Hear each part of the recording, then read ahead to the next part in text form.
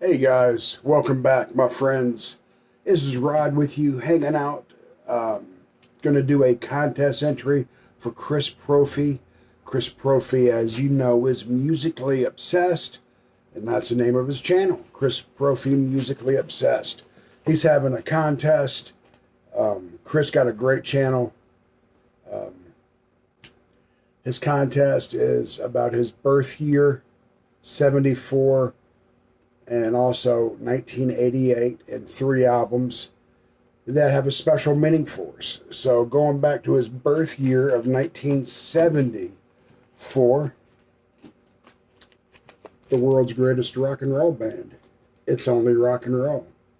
Fantastic album. Um, Been a fan of this album for probably,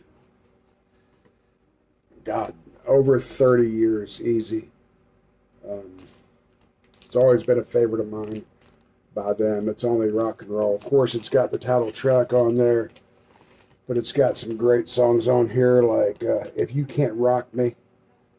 They do a cover of Ain't Too Proud to Beg, Time Waits for No One. Just some really wonderful, wonderful songs on this album. Rolling Stones from 1974. Also from 74, Johnny Winter's Saints and Sinners. There's a quadraphonic version of this album. Really cool album by Johnny Winter. Have to show Johnny Winter. Just got to show him, man. This one, it may not stick out with a lot of people as far as the most common songs you know by him, but he does a version of 30 Days, does a version of Stray Cat Blues, Riot in Cell Block 9, Boney Maloney. So, Johnny Winter, Saints and Sinners, from 1974. And this album sounds fantastic. But just very large sound on this pressing. And then he wants us to show 1988. Go with another Johnny Winter. Winter of 88. This was like a rock and roll comeback album for him. Though he never went anywhere. He had made 3 albums with the Alligator record label. And I've told this story many times. He wanted to make a rock and roll album. Alligator Records, they really would not support a rock album. And so he branched out and he did Winter of 88. And this was a fantastic tour and a fantastic album. Johnny Winter from 1988.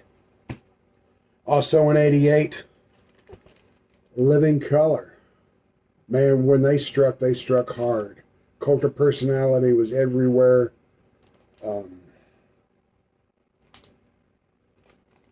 Living Color, man. Fantastic band. I don't have to tell you about them. You know them. We're an African-American thrash band, kind of hardcore. Not really hardcore, but they drew their roots from that. You could tell that very much so. Living Color. Vernon Reid and the fellas were an incredible, incredible part of the 80s. Love Living Color. I think they're wonderful. And I saw them open up for the Rolling Stones. That's really cool, huh? And other thing he wanted us to do was show albums that have some type of sentimental attachment with us. Or, I'm going to go with this album, The Beatles. I've showed this album before, and I've told the story before. On my 13th birthday, my mother took me to Iverson Mall in Prince George's County, Maryland, PG County. And she said I could pick out one album, and this is the one I picked out. This is not the original copy I've had all these years. Shit, it's been over 40 years, so that one's long gone. But this is a really cool Japanese pressing of it. But this album has some sentimental attachment with me, if you will. Also, David Bowie, Scary Monsters. I remember when this came out, just, it was crazy. It was before MTV. It was before Friday night videos. But there was this little thing that showed videos on like Saturday night, this little program. And they were showing videos of this song that was one of the major songs off it. Oh my God. My mind is slipping, guys, and that's scary. Ashes to Ashes. How did I not know that? Ashes to Ashes. I loved it. It was crazy cool. And I was young, maybe 13 years old, 14 years old at the most. And I just fell in love with this album. And it reminds me of, just being a kid, man. Just really being a kid. And this next album is John Prine, The Missing Years. It's a gatefold. And this is going to be part of my answer to the next question about what sleeves you use. I have this in two different sleeves. The sleeves I've been using for the doubles, they tend to tear easy and rip. So I'm trying to find an upgraded version of these sleeves. But anyway, John Prine, The Missing Years, came out the year my oldest daughter, Casey, was born. Has a song on here called Daddy's Little Pumpkin.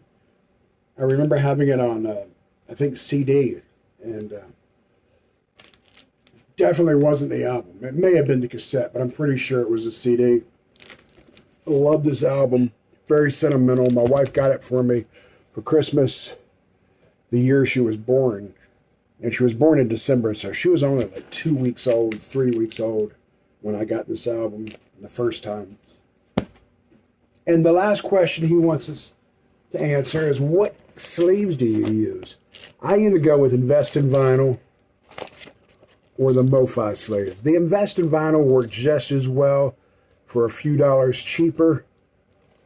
On the outside of my albums, I try to use a clear plastic sleeve. I don't like it real foggy and murky looking. I try to stay away from the ones that are pre-sealed, that you just reseal. The reason I'm keeping this one that way is that's where the hype sticker is on this. But I see a lot of people, and I do this myself, I try to use the sticky ones for the gatefolds. But my problem is they tear very easy, and I've never torn an album, but I've come close to getting it stuck. So in the comments, what sleeves do you use for your double albums? Maybe I'm just using the ones that are too thin. I need a thicker version of them. So that's my answers for Chris Proffi's Musically Obsessed contest. Chris, thank you for being part of the VC. You've been doing it a while now. Really enjoy the content that you put out. Keep doing what you're doing, brother. Peace. Have a great day.